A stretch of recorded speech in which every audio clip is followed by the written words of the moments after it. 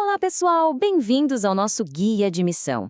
E hoje a missão é bem específica: desvendar uma atividade de química. Então se preparem, porque a gente vai mergulhar fundo no universo, mas no nível atômico. A nossa expedição começa agora.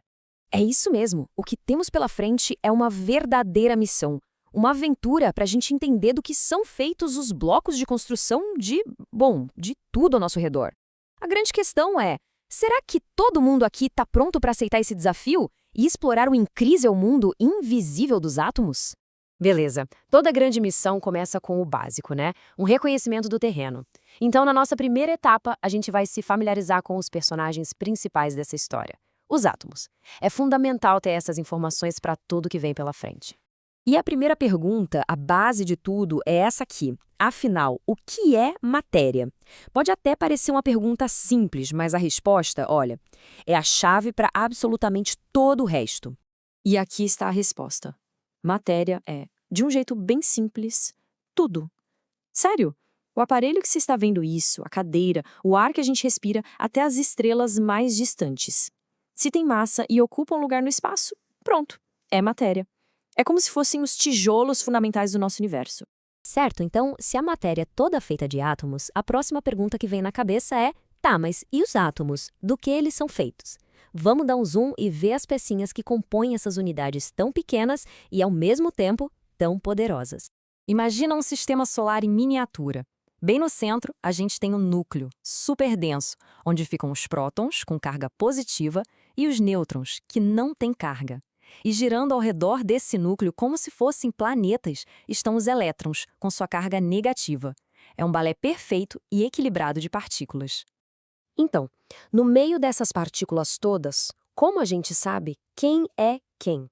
O que dá identidade para um átomo? A resposta é essa: o número de prótons. É isso que define tudo. Pensa no número de prótons como o RG de um elemento. Se tem um próton, é hidrogênio. Se tem 8, é oxigênio. Simples assim, não tem erro. Ok, com essa base de conhecimento garantida, nossa missão entra numa fase mais interativa. Agora é a hora de escolher uma identidade, de selecionar um elemento para representar nesta jornada. E aqui está nossa lista de recrutamento. Temos aqui alguns dos elementos mais famosos e importantes da química, né? Sódio, cloro, oxigênio. Cada um deles tem suas próprias características, sua personalidade, digamos assim, e um potencial único para formar alianças. Elemento escolhido? Perfeito. Agora a gente vai para a parte mais dinâmica da missão: formar alianças. No mundo da química, a gente chama isso de ligações. É exatamente aqui que a mágica acontece, onde os elementos interagem para criar tudo o que a gente conhece. Existem basicamente duas estratégias para formar essas alianças. E as duas buscam a mesma coisa: estabilidade. Na ligação iônica, um átomo doa elétrons e o outro recebe. É uma transferência mesmo, um passa para o outro. Já na ligação covalente, a história é de cooperação. Os átomos compartilham elétrons, trabalhando juntos para atingir o objetivo. Então, uma é sobre dar e receber, a outra é sobre colaborar. Olha só como esse passo a passo ilustra perfeitamente um processo químico. Primeiro, se escolhe os elementos. Depois, eles se encontram. Aí, com base na natureza de cada um, eles decidem que tipo de ligação vão formar. E, por fim, a gente registra o resultado, essa nova aliança, seja ela uma molécula estável ou um composto iônico. Com as alianças já formadas, a missão fica ainda mais interessante. A partir daqui, a gente pode explorar diferentes focos para aprofundar o conhecimento. Vamos dar uma olhada nesses desafios. Uma das possibilidades é focar na identidade dos elementos. A pergunta aqui é sobre um número atômico. Como a gente já viu, ele é tipo RG do átomo. Define quem ele é, pelo número de prótons e, consequentemente, como ele vai se comportar quimicamente. Outro caminho é mergulhar na arte da aliança em si.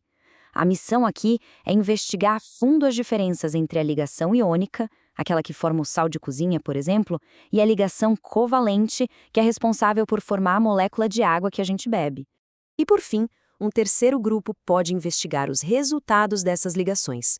O desafio é entender a diferença entre uma substância simples, tipo o gás oxigênio que respiramos, o O2, que é feito de um tipo só de elemento, e as substâncias compostas, como a água, H2O, que são o resultado final dessas novas alianças. Estamos chegando ao fim da nossa jornada de hoje, pessoal. Mas claro, toda boa missão tem aquele desafio extra, né? Uma chance de mostrar que o conhecimento foi absorvido. E claro, uma conclusão para a gente amarrar tudo que foi aprendido. E aqui está o desafio final, a missão extra. É uma tarefa criativa e bem prática. A ideia é simples: desenhar um átomo, qualquer um, e identificar direitinho suas partes, prótons e nêutrons lá no núcleo e os elétrons girando em suas órbitas. É a chance de colocar no papel aquilo que é invisível. E essa frase, ela resume tudo de forma perfeita, não acha? A importância dessa missão não é só sobre química, é sobre entender a estrutura da nossa própria realidade. Quando a gente entende como os átomos se unem, a gente começa a entender como, literalmente, o mundo inteiro funciona. E para a gente fechar, uma reflexão. Se tudo é feito de átomos, isso nos inclui, certo? Nossas vidas também são definidas por ligações, com pessoas, com ideias, com lugares. Então fica a pergunta no ar. Que tipo de ligações, sejam elas iônicas, de transferência ou covalentes de compartilhamento, que tipo de ligações definem quem somos? É algo para se pensar.